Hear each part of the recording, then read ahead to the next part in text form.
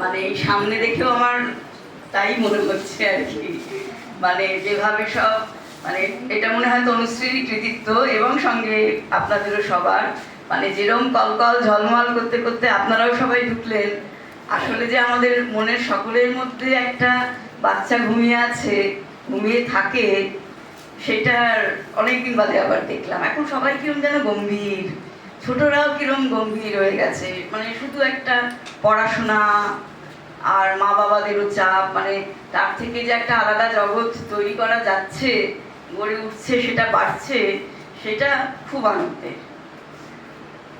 এবার আজকের বিষয়টা তো আমাদের খুব গুরুগম্ভীর।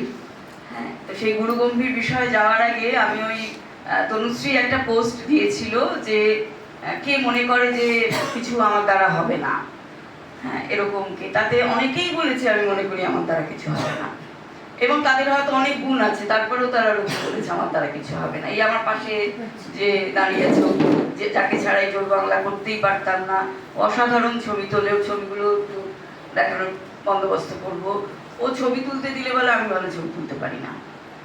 হ্যাঁ, মানে জোর করে এক্সিবিশন করিয়েছিলাম এবং প্রথম এক্সিবিশনেই 16টার মধ্যে 8টা ছবি বিক্রি হয়ে গেছে, কিন্তু সে এখনো বলে আমি কিছু পারি না। তা আমার কোনোদিন এটা মনে হয়নি যে আমি কিছু পারি না। তার কারণ কেন, আমি কি খুব প্যাম্পার্ড ছিলাম, খুব আদরে বড় হয়েছি, বা ছোটবেলা থেকেই খুব পড়াশোনায় ভালো ছিলাম?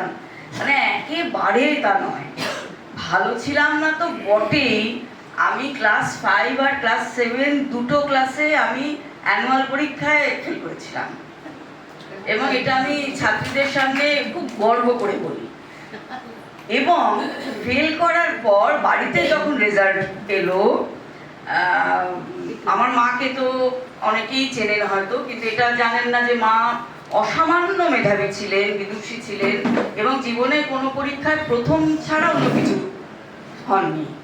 সেই মা মেয়ে ফেল করেছে, আমরা তো নিজেরা পড়াশোনায় ভালো না হলেও ছেলে মেয়েদের সেটা বলি না, ছেলেমেয়েরা জানে মা বাবাদের জেনারেশন একেবারে চূড়ান্ত সার্থক একটা জেনারেশন, সবাই প্রথমত বোঝে।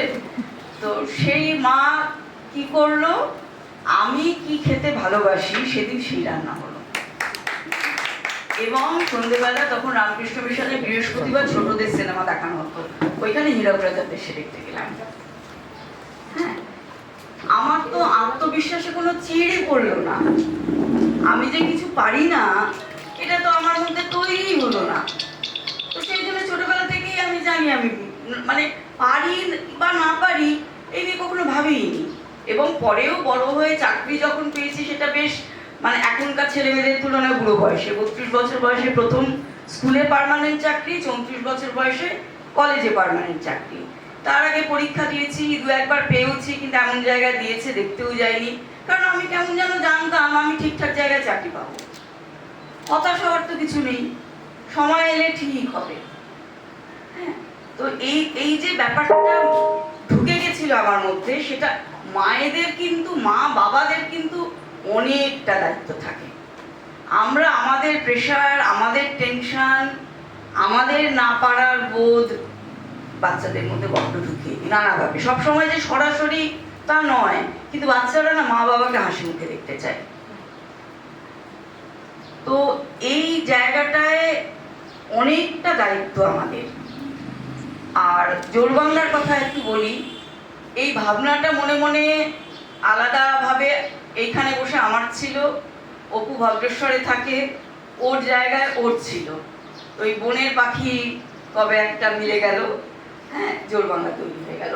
বিরাট কিছু ভেবে এমন নয়, আমাদের যে বিরাট একটা, আমাদের অ্যাডভান্টেজ একটা বাড়িটা আমাদের, হ্যাঁ, কিন্তু আমরা প্রথম থেকেই ঠিক করে রেখেছিলাম আমরা শিল্পীদের থেকে সরাসরি দিয়ে জিনিস আনবো, এবং শিল্পীদের থেকে মানে বা তাদের সঙ্গে এমন সম্পর্ক তৈরি করব যে তারপরে তারা এখানে আসবে, এবং আমরা কি দামে ওদের থেকে নিচ্ছি এবং কি দামে বিক্রি করছি এই স্বচ্ছতা যেন আমাদের থাকে, ওরাও যেন জানতে পারে, এবং ওদের হাতে টাকাটা সরাসরি যায়।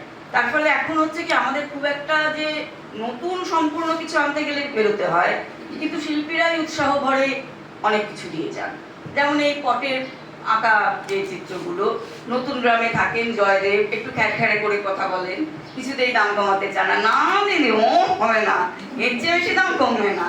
হ্যাঁ, তো আমরা খুব বেশি দরদাম করিও না, কারণ মানে এই ব্যাগটা যে কেউ কিনতে পারে, তার উপর যে কেউ যে কোনো ছবিও আঁকতে পারে, কিন্তু এই যে বিশেষ ধরনের ছবিটা, এই শিল্পটার একটা মর্যাদা তো দিতেই হবে।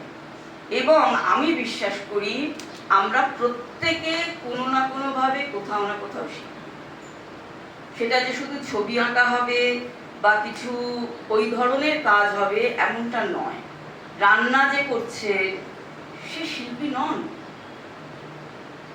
সবসময় কি আমরা রেসিপি ফলো করি? কত সময় এদিক ওদিক মশলা দিয়ে দিই, হ্যাঁ আরো রান্নাটা খেতে ভালো হয়ে যায়। কখনো হয়তো এক্সপেরিমেন্ট করতে গিয়ে খারাপও হয়, কিন্তু শিল্পীর এক্সপেরিমেন্ট করতে গিয়ে তো দুরকম জায়গাটাই আসতে পারে। আমাদের ব্যর্থতার সাফল্যটাকে স্বাভাবিকভাবে নিতে হবে। এটা বেসিক্যালি সেই গীতার কথা, কিন্তু আমি এটা মায়ের আচরণে খুব স্বাভাবিকভাবে পেয়েছি। তাই গীতা আলাদা করে পড়ার আমার মনে হয়নি কখনো।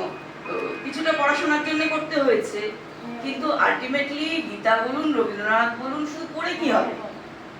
পড়াশোনার কথা বলছিলে না, শুধু পড়ে কি হবে আমি যদি নিজের মধ্যে সেটা না শিখি।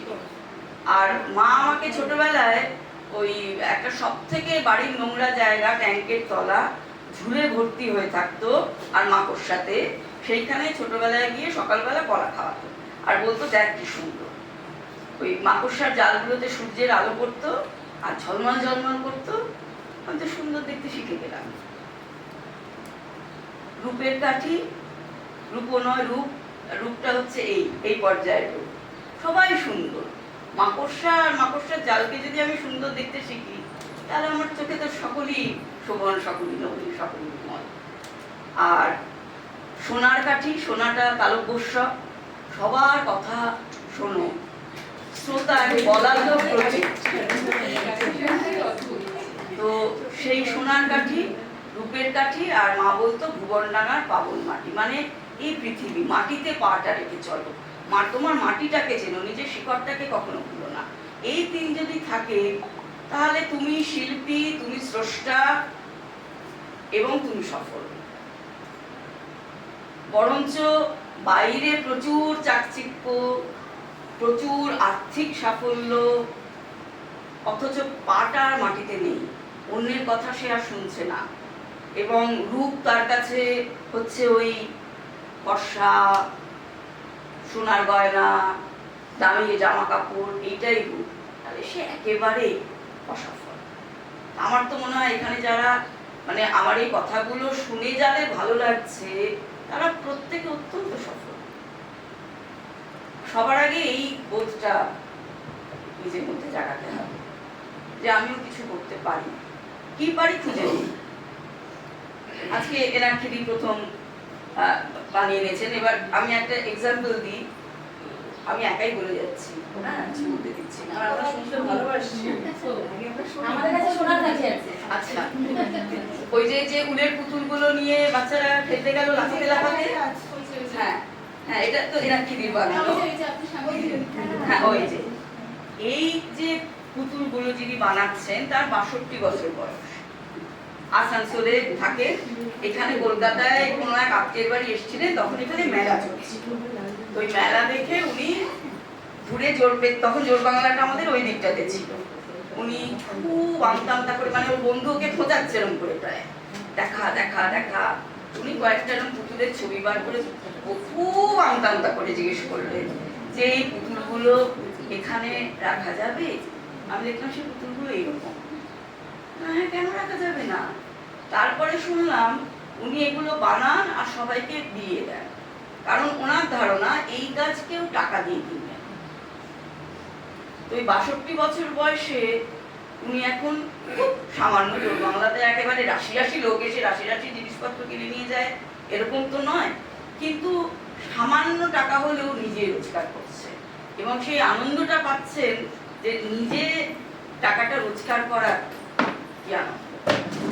আপনারা যারা ধরুন শুধু বাড়িতে আছেন, শুধু বাড়িতে থাকা মানেও যে কাজগুলো করা, সেগুলোর যদি হিসেব করেন, কালকেই শুনছিলাম আমাদের এক ডাক্তার বন্ধু, সে নিজে বাড়ির সব কাজ করে, চেম্বার করে, রান্না বান্না করে, ঘর ঝাড়পোছ করে, কারণ শহর থেকে একবেলা রান্নার কাজ ৮,০০০ টাকা।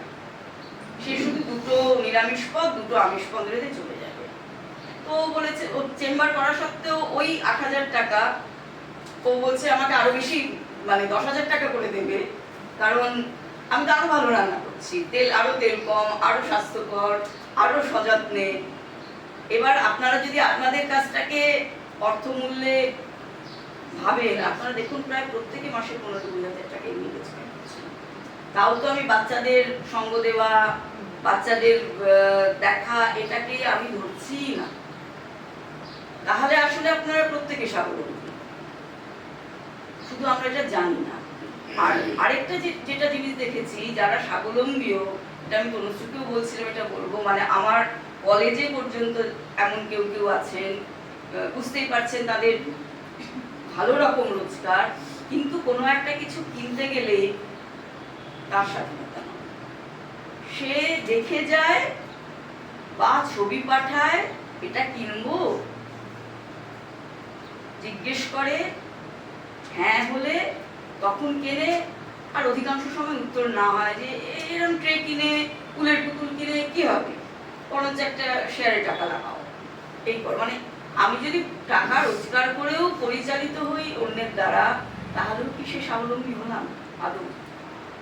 বরঞ্চ যার সঙ্গে যার স্বামীর বন্ধুর মতো সম্পর্ক, যেখানে দুজনেই নিজেদের ইচ্ছে মতো কিনতে পারছেন, জানাতে আমি কিন্তু বারণ করছি না, কিন্তু আমি কিভাবে জানবো? আমি বন্ধুর মতো জানাবো, বা দুজনে একসঙ্গে চলে যাই, এবং স্বামীও স্ত্রীর পছন্দটা জানবেন, সেরকম জায়গাতেও যাবেন, স্ত্রীও একইভাবে স্বামীর পছন্দের কথা জানবেন, সেই একই জায়গাতে উপভোগ করবেন।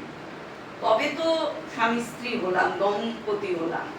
দম্পতি মানে পতি স্পেশাল না, দাম্পত্যটা হচ্ছে বরবধূ নিয়েই শব্দটা তৈরি হয়েছে, যেখানে দুজনে মিলে ঘর বাঁধছেন, সেটাই গৃহ।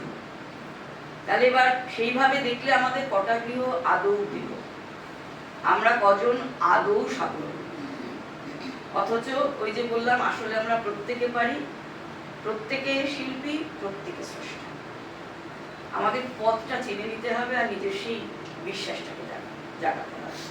আমি লেখালেখি শুরু করেছি কত 42-43 বছর বয়সে, হ্যাঁ, এবং আমি আদৌ জানতাম, আমি কখনো কোনো প্রকাশককে গিয়ে বলিনি যে আমার বই করবেন, কি লজ্জার বিষয়, বলা যায় নাকি? হ্যাঁ, কিন্তু এটা ফেসবুককে ধন্যবাদ দেবো, ফেসবুক থেকে লোকে খানিকটা আমাকে চিনেছেন, এবং প্রকাশকরা বলছেন, হয়তো খুব দামি প্রকাশক নয়, হয়তো আনন্দবাজার, একজন আমাকে কদিন আগে ফোন করেছিলেন, আমার একটু ব্যবস্থা করে দিন একটু নামি দামি পত্রিকায়। নামি দামি পত্রিকায় আমি কখনো লিখিনি, হ্যাঁ, কিন্তু আমি কি নামি দামি পত্রিকায় লেখার জন্য লিখতে চাই না তো। আমার যখন লিখতে ভালো লাগে তখন আমি লিখি, এবং লেখাটা হচ্ছে আমার ওই সমস্ত কিছুর ঊর্ধ্বে চলে যাওয়া, লেখা আর ক্লাস নেওয়া। তখন আমার কোনো মন খারাপ থাকে না, তখন আমার আর কিছু মনে থাকে না, খালি মনে হয় ওদের সঙ্গে আরো কতক্ষণ আমি কাটাতে পারি, বা এই লেখাটা একটা লেখার সঙ্গে একাত্ম হয়ে যায়, তার মানে ওইটা আমার কাজটা। এবার আপনাদেরকে বেছে নিতে হবে যে কোন কাজটা করলে আপনাদের মনে আনন্দ হয়, সেই কাজ করলে দেখবেন আপনি কোথাও থেকে অর্থ চলে আসছে। ঠিক যেরকম কোনো বিষয়কে ভালো লাগানো, জোর করে পড়তে বসে কিচ্ছু হয় না, কিন্তু একটা বিষয়কে যদি ভালো লেগে যায়, একটা না একটা সময় তার ফল পাবি, হয়তো সেই ক্লাসের রেজাল্টে নয়, হয়তো মাধ্যমিকে যারা প্রথম দর্শনের মধ্যে থাকে তাদের পরে কোথায় আমরা খুঁজে পাই, অথচ হয়তো তারা একটা সময় দারুণ কাজ করে। সুতরাং চাপ দিয়ে জীবনে কোনো লাভ নেই, যদিও আমি নিজেও অনেক চাপ খাই, হ্যাঁ, বিশেষ করে বলতে শুরু করার আগে আমার এখনো হাঁটু কাঁপে, কিন্তু বলতে শুরু করলে আবার একটা সময় আমাকে থামানো মুশকিল হয়ে যায়। এটা জানাটা খুব জরুরি যে হাঁটু সবারই কাঁপে, হ্যাঁ, তাহলে হাঁটু কাঁপতে থামার কোনো কারণ নেই, পরবর্তী স্টেপটা নেওয়া। হ্যাঁ, এবং ওই যে অনেক পরীক্ষার আগেও বলে ভালো প্রস্তুতি হয়নি, সেই বছর হয়তো বাকি 98%-এরও ভালো প্রস্তুতি হয়নি, তুমি সেটা জানো না, পরীক্ষাটা দেবে না কেন? দেখা গেল এমন প্রশ্ন এলো, তুমি যে চ্যাপ্টারগুলো বাদ দিয়েছো সেখান থেকে কম প্রশ্ন এলো, হ্যাঁ, মানে আমি যে বছর সব থেকে কম খেটে সব থেকে বাজে ওই স্লেট পরীক্ষা দিয়েছিলাম, সেবারই আমার নাম হলো। সেবার আমার এতটাই মানে মনে বিষণ্ণতা যে আমি মানে অ্যাডমিট কার্ড পর্যন্ত হারিয়ে ফেলেছিলাম, যত্ন করে রাখিনি। এবং ইন্টারভিউ দিয়ে আসার পর আর যাইনি। আমাকে অন্য একজন ফোন করে জানিয়েছিল যে দেখলাম তো একটা নাম জল করছে। কত সব বিদ্বান সব মানুষরা এসেছে। তখন আমি জানতামই না যে স্টেট পরীক্ষাতে ইন্টারভিউর সময় আবার পাবলিকেশন থাকতে হয়। আমি তো ছোটবেলা থেকে বাড়িতে পাবলিকেশন দেখছি, মায়ের বই, তো বই বেরোনো জানতাম, তাকে যে আবার একাডেমিক ভাষায় পাবলিকেশন বলে সেটা পর্যন্ত জানতাম না।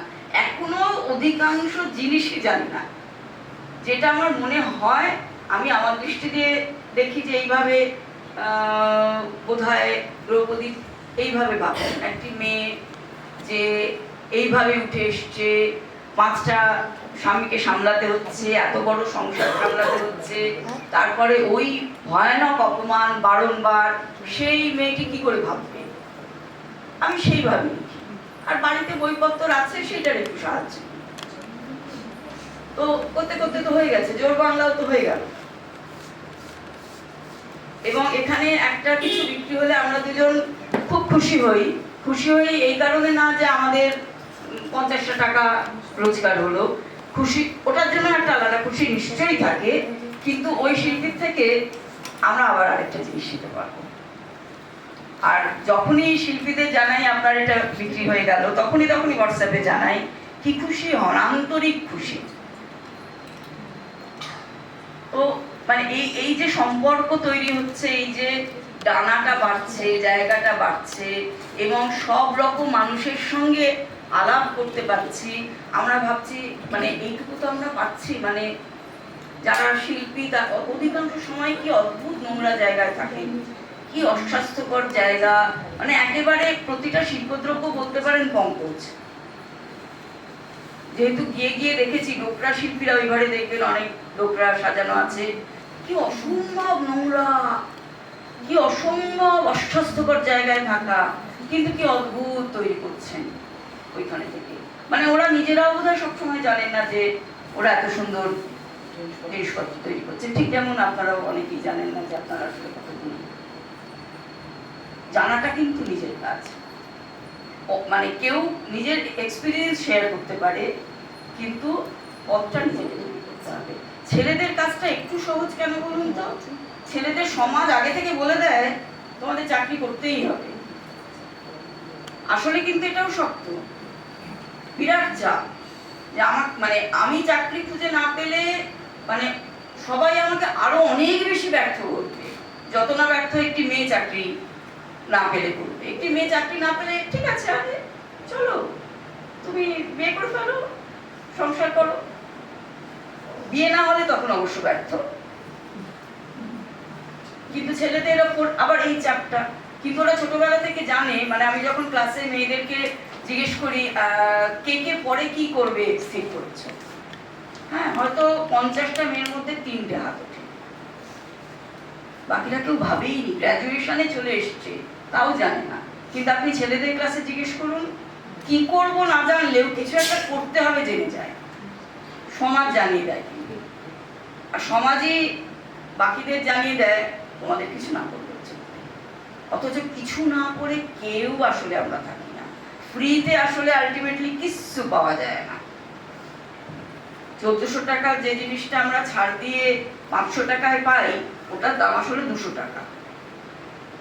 যখন ছাড় থাকে না তখন বড় মুরগি হই, আর যখন ছাড় থাকে তখন হাসতে হাসতে ছোট মুরগি হই, এই আর কি। কিন্তু ফ্রিতে কি কিছু পাওয়া যায়? ফলে আমরা প্রত্যেকেই কিছু না কিছু করি, অথচ ভাবি না যে আমরা করি। এই জায়গাগুলো মানে এগুলো আমার মনে হয়েছে যে শেয়ার করা দরকার। কারণ আমি মানে আমার শুধু মা নয়, আমার মায়ের দিকের পরিবারের সবাই খুব পড়াশোনায় ভালো ছিলেন।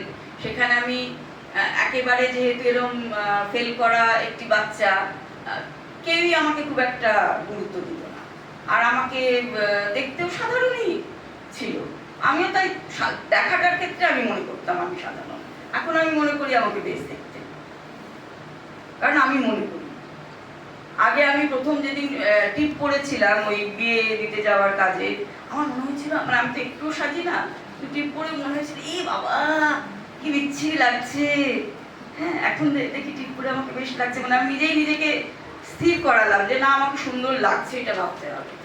এখন আমাকে সুন্দর দেখতে লাগে, কারণ আমি ভাবছি যে আমাকে সুন্দর দেখতে লাগছে। তার মানে আমার ভাবনার আসলে এতটা ক্ষমতা যে সেই কনফিডেন্স তৈরি হলে আরেকজন আমাকে দেখে ভাববে বাহ একে তো সুন্দর লাগছে।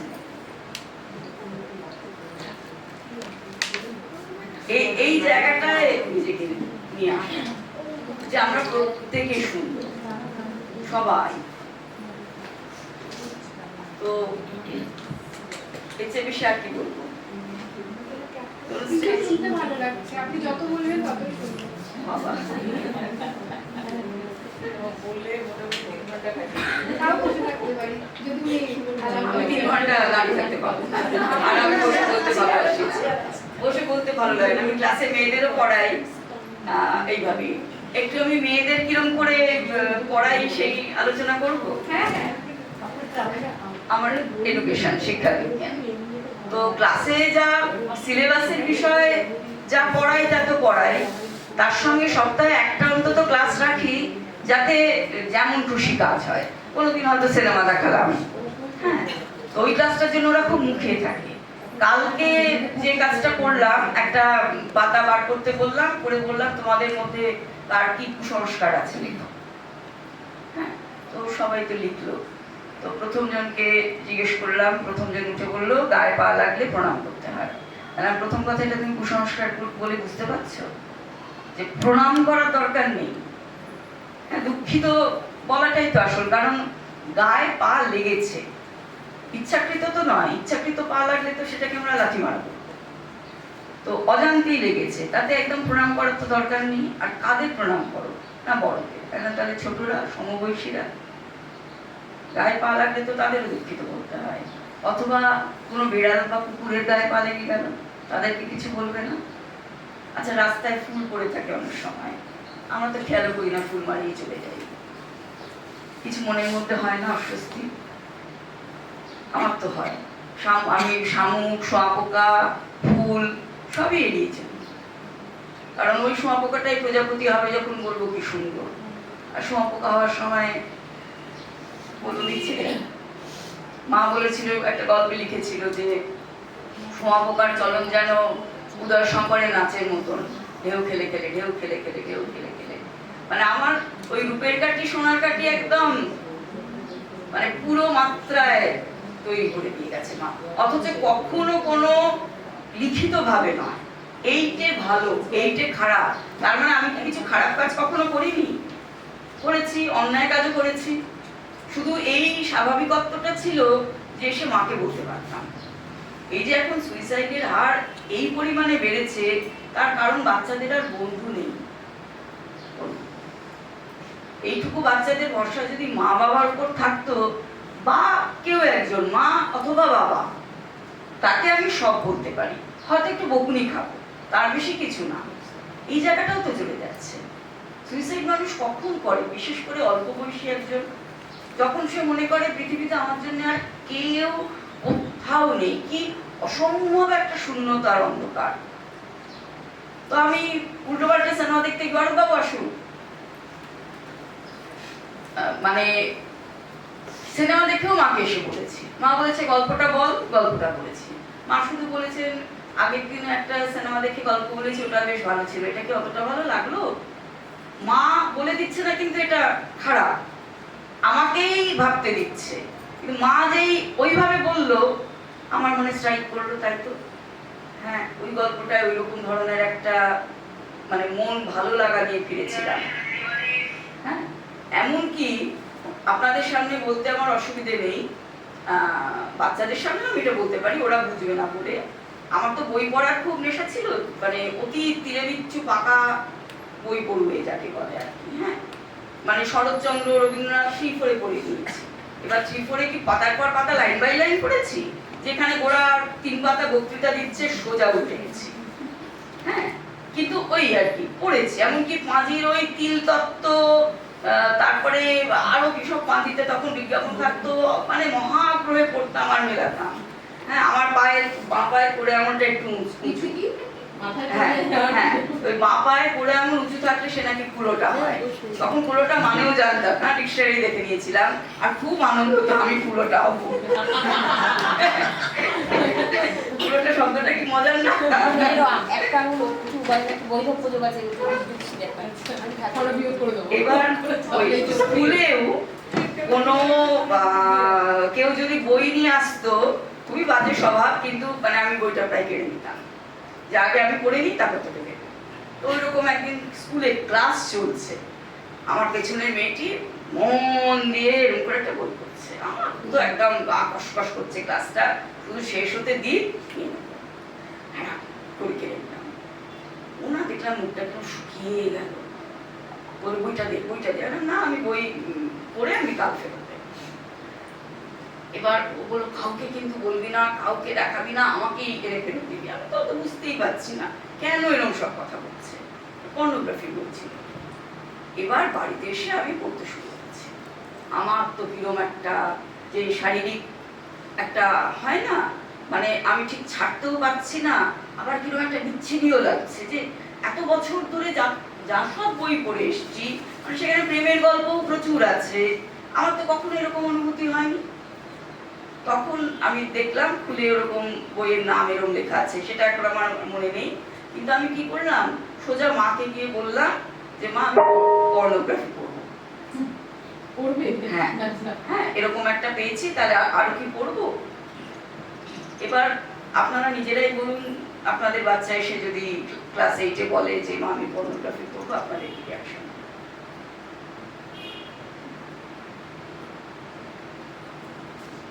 শুনতে চাই। ও আমি বলতে পারি পারছি না না, আমি বলবো, এই সুযোগটা কিন্তু আমি আমার মেয়েকে দিয়েছি। আমি বলতে পারি একটা এখন কথা। 15 বছর বয়স, ক্লাস 8 থেকে কিন্তু ও এই বই পড়বে কিনা বা প্রেম করবে কিনা, কোনো বন্ধু প্রেম করছে তার আলোচনা শুনবে কিনা, বা কারো কোনো আপনি বসে বলুন না, আপনি আমি কিন্তু কখনো ওকে বাধা দেই, ওকে নিজেরটা নিজেকে বুঝে নিতে দিয়েছি, এবং তার ফলে ও বোধহয় বেশি বাস্তবিক হয়ে গেছে, প্রচন্ড বেশি বাস্তবিক আমার থেকে। এরা কিন্তু আর্ট কলেজের স্টুডেন্ট, অসম্ভব ভালো, মানে আঁকে এবং অন্যান্য ভাষায় সমস্ত কিছু। রুমালি বলবেন, হ্যাঁ। নিজের মতো নিজে এগিয়ে যাচ্ছে। আচ্ছা, আমি কখনো বাধা দিই না। আপনি বলেন যে আঙুলের ব্যাপারে, আমার মেয়েরও একটা আঙুল একটু এবং ছোট, মনে হয় আঙুলটাতে হাড় নেই, এত নরম। ছোটবেলা আমরা বলতাম যে তোর হাড়টা, ওকে বলা হচ্ছিল ওকে আমরা বালির ঝিপিতে পেয়েছি, বালির ঝিপি থেকে ওকে আনা হয়েছে। তো ও তখন মনে হয় শিয়ালে তোর আঙুলটা খেয়ে নিয়েছে। ও সেটাই জানি যে আমার আঙুলটা শিয়ালে খেয়ে নিয়ে, অত্যন্ত পশু প্রেমী, শিয়ালে খেয়ে নিয়ে তারপরেও দুঃখ করেই বরঞ্চ ভালো হয়েছে, শিয়ালে তো পেটটা ভরেছে আঙুলটা খেয়ে। ও যে এরকম মানুষ। তা আমাকে আপনার কথাটা মনে করো, তো বলেছেন যে একটু জ্যোতিষী দেখেও এটাতে বই উপযোগ থাকতে পারে, কেননা ওই আঙুলটা আমার বাবা কি মাসি ছিলেন, ওনারও ছিল, উনি বাল্য বিধবা ছিলেন, 12 বছর বিধবা হয়েছিলেন। আমার দিদিও ছিল, আমার দিদিও খুব তাড়াতাড়ি বিধবা হয়েছে, আমার মেয়েরও আঙুলটা রয়েছে। বলছি একটু জ্যোতিষী দেখিয়ে হ্যাঁ নরম ছোট। নিচ থেকে দেখে মনে হয় চারটে আঙুল, বক্তব্য আমার মেয়ের আমি ক্ষেত্রে বই উপযোগ যদি থাকে, না হয় বিধবা মেয়েকেই ঘরে নিয়ে আসবো, তার জন্য আমি জ্যোতিষী সবটাই তার জন্য জ্যোতিষী কাজে অনেক বড় কথা, তাহলে একটা বয়স্ক রেখে বিয়ে করি, 100 বছরের বৃদ্ধ রেখে বিয়ে করি, তাহলে তাড়াতাড়ি বিধবা হয়ে যাবো, তাহলে অনেক সময় আমি প্রপার্টি পেয়ে যাবো, তখন মানে আরেকটা বিয়ে করবো, বই উপযোগটা তো কেটে যাবে। মানে হয়তো মেয়েকে এভাবে তৈরি করতে পেরেছি, জানি না এটা সাফল্য না ব্যর্থতা, আরো বড় হোক তখন আরো কত বড় হবে, বড় হয়ে গেছে। সেটাই বড়, মানে এখন এরা কিন্তু বড় হচ্ছে, আমরা এরা কিন্তু হ্যাঁ, আমার ওরা বড় করেছে। বলুন দিদি। আমার মেয়ের ক্ষেত্রে বলি, আমার মেয়ে ছোট থেকে আমার বাবার থেকে বড় হয়েছে আর কি, বাবার কাছে থেকে প্রায় বলতে গেলে, কারণ আমি নিজে বাইরে কিছু কাজকর্ম করতাম। আমার মেয়ের ক্ষেত্রে যেটা, ওকে বা আমিও, আমার বাবা দুজনে একটা কথা বলতাম যে তুমি যেমন কাজ করবে তুমি তেমন ফলটা পাবে। এই যে পর্নোগ্রাফির কথা বললে, আমি বলি আমার মেয়েও ওই খুব গল্প, আমারও ছিল এটা নেশা, ভাবতাম না কি বই পড়ছি, ভাবতাম না, তা একদিন আমার মেয়ে প্রেম সংক্রান্ত কিছু প্রশ্ন করেছিল আমাকে, তখন বোধহয় ক্লাস 8-9 এরম পড়ে। তা আমি ওকে একটা কথা বলেছিলাম যে যখন তুমি কাদায় পড়ে যাবে তোমাকে নিজেকে উঠতে হবে, তুমি সেটা কিভাবে পার করবে বা কি করে পরিষ্কার করবে সেটা তোমার দায়িত্ব। এবং পরবর্তীকালে এইটা কিন্তু পরবর্তীকালে তুমি খুব ভালো করে আমার মেয়েকে চেনো, ঠিক ঠিকঠাক বড় করতে মনে হয় পেরেছি। এবং তোমাদের মেয়ে সাংবাদিকতায় এবং আমার কিন্তু ছেলে মানুষই বলে ওর এখনো আছে। কারণ আমার বাবা ওকে গল্প বলতো, মানে রামায়ণের গল্প, এই গল্প ওকে একদিন বাপি বলেছিল, আমার বাপি, যে জানিস কুম্ভকর্ণ 6 মাস ঘুমোয়। ঘুমোয় তাহলে খায় না? বললো হ্যাঁ খায় তো, 6 মাস পরে উঠে খায়। না কি খায়? আমাদের বাড়িতে একটা বড় চৌবাচ্চা ছিল, বললো এইরকম একটা 1 চৌবাচ্চা চা আর 1 চৌবাচ্চা ভর্তি বিস্কুট। ও আজও সেটা বিশ্বাস করে। সমাজে ঘুম কাটতে গেলে তো এক চৌবাচ্চা চা লাগবে, তারপরে তো বাকি খাবার। ঘুমটা কাটবে কি করে? ঘুম কাটাতেও দরকার আছে। এইটা হচ্ছে ব্যাপার। আমার মেয়েকে কিন্তু আমি করতে পেরেছি এইভাবে। আর এখানে 9 জন বাচ্চা আছে, আমি ওদের সবারটা হয়ে বলে দিই। মোটামুটি 9 জনকে ব্যক্তিগতভাবে চিনি। তারা মোরালেস এরকম পেরেন্টিংয়েই আছে, মানে হয়তো সবসময় শুধু বাবা মায়ের উপর নির্ভর করে তা নয়, পারিবারিক অনেক ধরনের প্রভাব থাকে, সেটা অনেক সময় কাটানো সম্ভব হয় না। কিন্তু ব্যক্তিগত উদ্যোগে মায়েদের এফেক্টগুলো তো অনেকেই জানি, বাবা মায়েরটাও অনেকেরই জানি। সেক্ষেত্রে আমার মনে হয় যে ওরা অনেকটা, মানে ওই যে ধরনের শুরু করলে মানে পড়াশোনার ওই চাপটা, এর বাইরেই ওরা বড় হচ্ছে। এটা বড় মানে একটা প্রাপ্তি। আমি হ্যাঁ, অনুষদ, হ্যাঁ আমার অনুষদই বলবো। ঠিক সময়টা মনে নেই, সম্ভবত দিদি, আমি শোনা। তখন, না, দাঁড়িয়ে পড়বে এখন আমি আমি হয়তো তখন ক্লাস 5-6 এরকম একটা কোনো ক্লাসে পড়তাম। আমার মনে আছে টিভিতে একটা লেখা, মানে জাস্ট লেখা অ্যাডভার্টাইজমেন্ট আসতো, যৌনতা কোনো অপরাধ নয় বা এরকম একটা কিছু বলে। আমি তখন এমনি খেতে বসে হয়তো ওটা এসেছিল, আমার স্পষ্ট মনে আছে, কোর মেমোরি হয়তো কম হয়েছিল। আমি বাবা ছিলেন, ঠাকুমা ছিলেন আশেপাশে, মানে হ্যাঁ যৌনতা মানে আমাকে কিন্তু পুরো শাটডাউন করা হয়েছে সেইটা, এইসব পড়বে না, যেখানে এই লেখা আছে বলবে না, শুনবে না, পড়বে না, এটা করা হয়েছে। এটা যে কি খারাপ, মানে যে কোনো বাচ্চাকে বা যাকেই হোক কোনো বিষয় যদি সোজাসুজি এইভাবে বারণ করা হয়, তখন তো সেখানেই কৌতূহলটা বাড়বে। তখন হাতে ইন্টারনেট ছিল না বলে আমি সার্চ করতে পারিনি, না থাকলে আমি করতাম। আর যেটা আমার মনে হয় যৌনতা জিনিসটা কিন্তু একদমই খারাপ নয়, কিন্তু পর্নোগ্রাফিতে যেভাবে এগুলো পোর্ট্রে করা হয় সেটা হ্যাঁ, আর এটা আমরা দেখলে হয়তো সেইভাবে প্রভাবিত হব না, সে কিন্তু বড় হয়ে গেছে।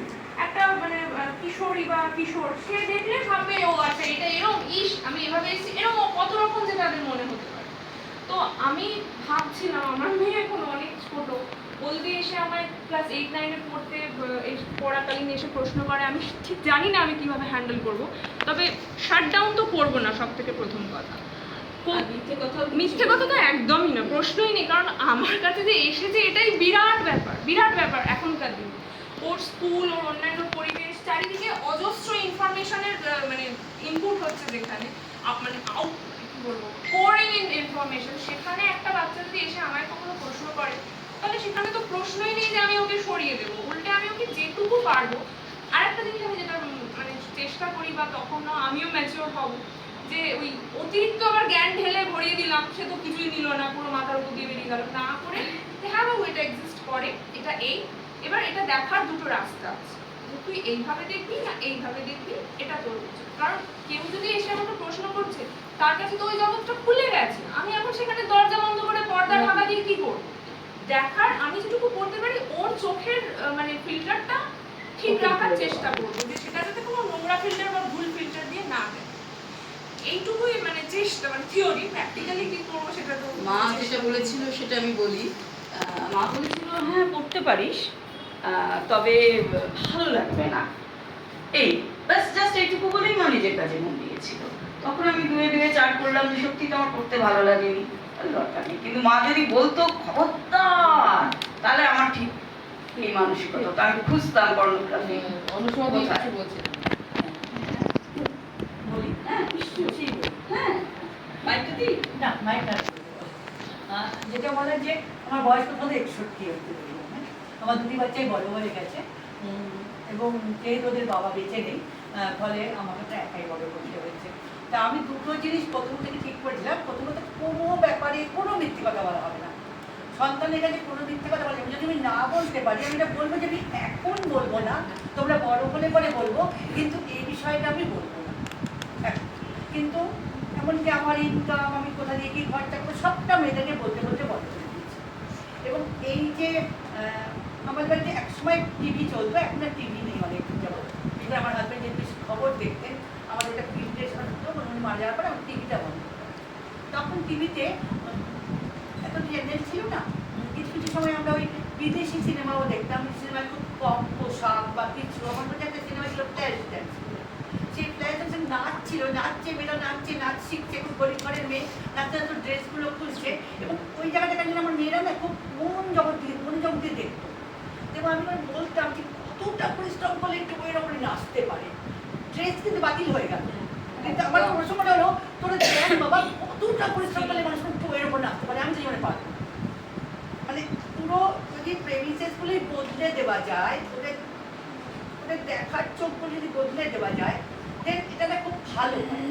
মানে আমার অনেকগুলো আমাদের বাংলা বই, আমার হচ্ছে অশ্লীলতা দেওয়া আমার খুব পছন্দের একটা গল্প, ভীষণ পছন্দের গল্প। মানে আমি বোধহয় জীবনে যতগুলো গল্প করেছি আমার নানা সঙ্গে ভীষণ ভালো গল্প লিখেছি।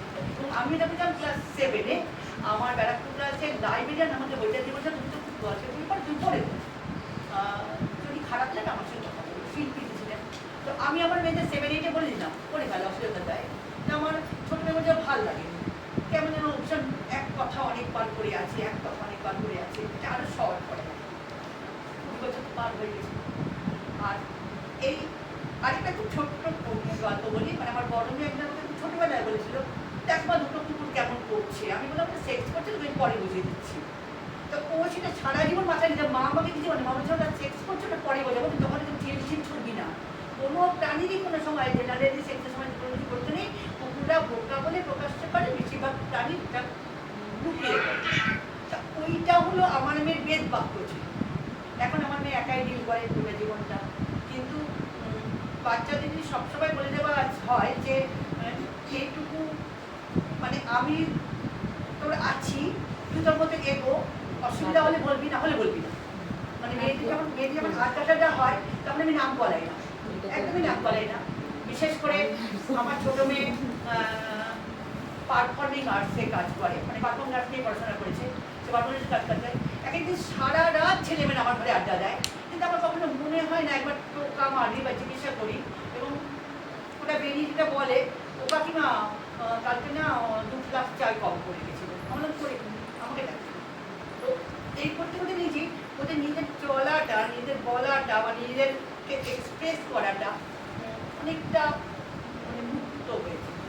মানে আমার মেয়ের একটা প্রজেক্ট ছিল রাতের কলকাতা, ও আমাকে ফোন করছে মা আমি ডেটটা টিটি হাসপাতাল, দুটো আমি ভবানীপুর সিমেন্টে, মা আমি 3টে দেখো, আমি এখন না ওই হার কাটাগুলির সামনে, কিন্তু আমার সাথে পুলিশ আছে, কোনো চিন্তা নেই। আমাদের চিন্তা হয়নি, কিন্তু এটা নিয়ে প্রজেক্টটা ভাবতে পেরেছি, মানে এই প্রজেক্টটা ভাবতে পেরেছে রাতের কলকাতা, এবং এটাই আমি খুব গর্বিত।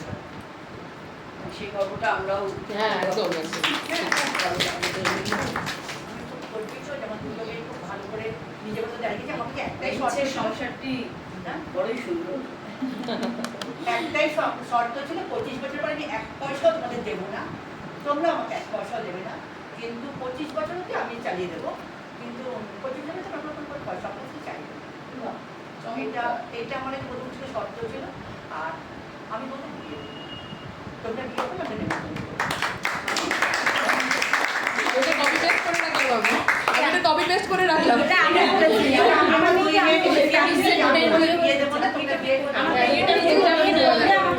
এইখানে মানে ইচ্ছের ক্লাসে আমরা বাচ্চা একদম ছোট বাচ্চাদের কথা বলছি, মানে 5+ থেকে 10 ম্যাক্সিমাম। তো ওদের একটা মানে ছোট ছোট ইমোশনাল আচ্ছা ছোট ছোট ইমোশনাল আউটপুট নিয়ে আমরা কথা বলি। সেখানে একদিনের বিষয় ছিল কনফেশন, মানে একদম ছোট বাচ্চা তো তোমরা যা কিছু তোমরা কনফেস করতে চাও এরকম। এবার আমার মেয়ে একটু বেশি সিরিয়াসলি নিয়ে ফেলেছিল ব্যাপারটাকে, মানে আমি বলছিলাম যদি কিছু মনে হয় লিখবি। হ্যাঁ তুমি এসো এসো এসো। এবার যদি মনে হয় কাউকে দেখাবি লেখার পরে তাহলে দেখাবি, আর যদি মনে হয় যে কাউকে দেখাবি না তাহলে ওটা ওখানেই থাকবে। কিন্তু যদি কোনো কিছু করে খারাপ লাগে বা কোনো কিছু করে মনে হয় যে এটা আমি ঠিক করিনি, সেটা খাতায় বা ডায়েরিতে লিখ। এবার অরণ্যা শুরু করলো ও রেগুলার স্কুল থেকে ফেরার পর, আমি ফেরার আগে ডিটেলে স্কুলে যা হয়েছে ও লিখতে শুরু করলো। এবার প্রথমে মানে ওর তখন 7 ক্লাস, 1 বছর আগের কথা বলছি। শুনতে শুনতে প্রথমে পড়ছিলাম, ওকে ফিডব্যাক দিয়েছিলাম, ঠিক আছে। 3-4 দিন পরে এমন এমন ঘটনার ডিটেলস আসতে লাগলো, আমি ভেবে দেখলাম আমি যখন ক্লাস 2 পড়তাম আমিও যদি ডিটেলস দিতাম আমার বাবা মানে দিতে পারতেন না আর কি বিষয়টা। তো ওকে আস্তে আস্তে ওকে আবার ওখান থেকেও আমাকে বের করতে হলো যে বাবা আমার তুই লিখলে লেখ, আমাকে পড়াস না। কারণ আমি মানে ওর বিষয়গুলো এরকম, মানে যেহেতু সরাসরি কথা হওয়ার, কোন বন্ধু কাকে চোখ মেরেছে মানে এই ভাষায়, কিন্তু মানে এই ভাষাটা দুম করে ক্লাস 2 শোনা কিন্তু মানে একটু ধাক্কা লাগে প্রাথমিকভাবে যে ওরা, আমরা তো ভাবছি যে ওরা অন্য পরিবেশে বড় হচ্ছে, ওরা কিরকম পরিবেশে বড় হচ্ছে।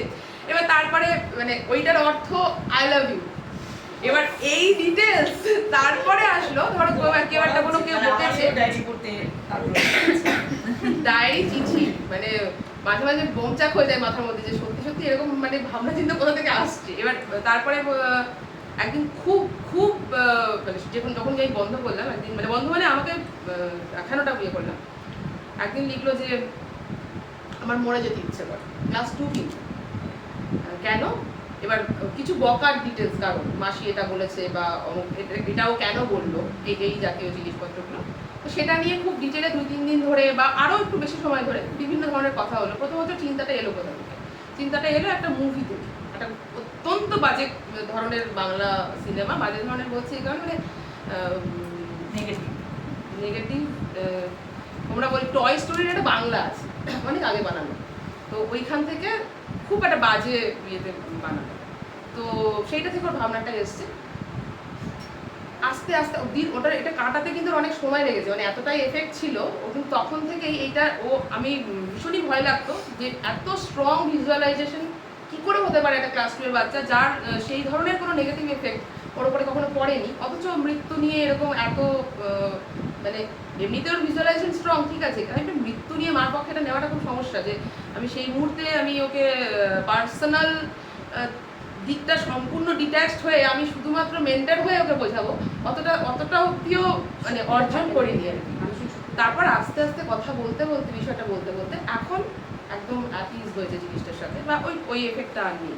তো একটা পর্যায়ে অবধি তো জানবো, অনুষদের ওই কথাটা খুব ভালো লাগলো যে আমি এই অবধি তোমার সঙ্গে আছি, তারপরে এটা তোমার পথ। এই জায়গাটা থেকে এখন যেটা আমার জীবনের একটা অনেক বড় সময় ওর কাছে গোপনই ছিল, এক কথায় বলবো একটু অদ্ভুত জানতো। আমি ওটা প্রথমে গল্পের ফরম্যাটে বলা শুরু করেছি, মানে প্রথমে চরিত্র হিসেবে বলছিলাম, তারপরে 1-2 এপিসোড হওয়ার পর ও বুঝতে পারলো এটা গল্প নয়, ও নিজেই বললো এটা তো তুমি, এটা তো অমুক, এটা এরকম। তারপরে এখন মানে অলমোস্ট আমরা দুজনে মিলে গল্পটাকে বানাচ্ছি, মানে ও ক্যারেক্টারগুলো স্টাডি করছে, এইরকমটা এরকম, ও তাহলে এরকম বলেছিল, ও এটা তো তাহলে ভালো। এইটা ওই গল্পটা ওইভাবে এগোচ্ছে গল্পের ফরম্যাটে, মানে আমরা দুজনেই জানি ওটা গল্প নয় কিন্তু গল্পের ফরম্যাটে এগোচ্ছে। আপাতত মানে এই জায়গায় আছে, সঙ্গীতা দিয়ে এসছে, অনেক বকলাম, ভালো আছে তো। আমি আর একটা কথা বলে শেষ করি, তারপরে একটু অরূপদাকে ডেকে নেবো। অরূপদা মানে ওদের কাজ নিয়ে একটু বলবেন, এবং ওদের কাজের সঙ্গে যেহেতু বিশেষ করে ওনার স্ত্রী এবং গ্রামের মেয়েরা জড়িত, সেই জন্যে আমি চেয়েছি অরূপদা একটু আসুন, একটু বলুন। আর আমাদের সঙ্গীতা তো তারপর আমাদের নিজের অভিজ্ঞতা এবং যা বলার সেগুলো বলবে। এটা আমার ছেলে তখন ক্লাস 2-তে পড়ে, আমরা সকালবেলা স্কুলে নিয়ে যাচ্ছি, ও অ্যানিমাল প্ল্যানেট দেখতে খুবই ভালোবাসতো, দেখতো তা, আর পোকামাকড় খুব ভালোবাসতো। তা হঠাৎ আমাকে দৃষ্টি আকর্ষণ করে রাস্তার দিকে তাকিয়ে বলছে যে দেখো এই আরশোলা দুটো বাচ্চা হতে হতে মারা গেছে। বাচ্চা হতে হতে মারা গেছে, কি ব্যাপার? দেখলাম 2টো আরশোলা একসঙ্গে মারা। তো আমি বললাম তুই কি করে জানলি যে বাচ্চা হতে হতে? ওর বাচ্চা হওয়ার আগে তো একজন একজনের ওপরে থাকে, অ্যানিমাল প্ল্যানেটে তো দেখেছি। আমি দেখলাম আমার কাজ হালকা হয়ে গেল। তারপর থেকে যাবতীয় কিছু পিরিয়ডের কথা হোক, যা হোক, সব আমি ওকে বলেছি। এবার যে বয়সে যেরকম ভাবে, হ্যাঁ, কিন্তু সব বলেছি যৌনতা মানে ওর কাছে খুব সহজ, স্বাভাবিক, সুন্দর একটা বিষয়। যৌনতা আসলেই সুন্দর, আর যৌনতা মোটেও শুধু শরীরে আবদ্ধ নয়। কোনো একটা কিছু দেখতে ভালো লাগছে সেটাও কিন্তু ওই যৌনতার কনটেক্সটেই পড়ে। এই কোনো ভালো কথা বলা, শোনা, সেটাও যৌনতা।